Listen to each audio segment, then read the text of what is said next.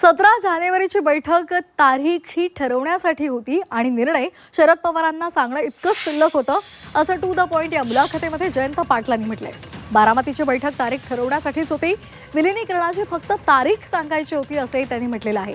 तसंच या सगळ्या बैठका या आपल्याच घरी झाल्या होत्या असंही त्यांनी स्पष्ट केलंय.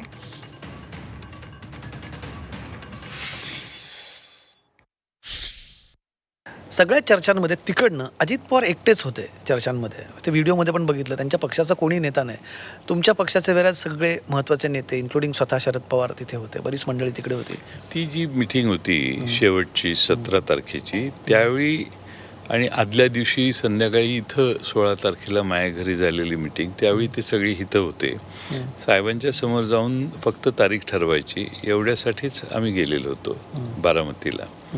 आणि अजितदादांचं नेहमी म्हणणं होतं की मी निर्णय घेतला की माझे 40च्या 40 आमदार मी म्हणेन तसंच वागतील, मला त्यात काही शंका नाही. मी एकदा फायनल झालं की त्यांना मिटिंगला बोलवतो, मी अनाऊन्स करतो आणि दुसऱ्या दिवशी आपण असं करू, असं चर्चा झालेली होती त्यावेळी. तुम्ही म्हणाल की त्यांच्या घरी तुमच्या घरी पण मिटिंग झाली होती? माझ्या घरीच सगळ्या मिटिंग झाल्या. आता मला वाटतं उभं जे म्हणतात घ्या घ्या, ते म्हणतात नाही नाही, असं चाललेलं दिसतंय. आता पुन्हा कोण काय म्हणालं आज मला काही माहित नाही.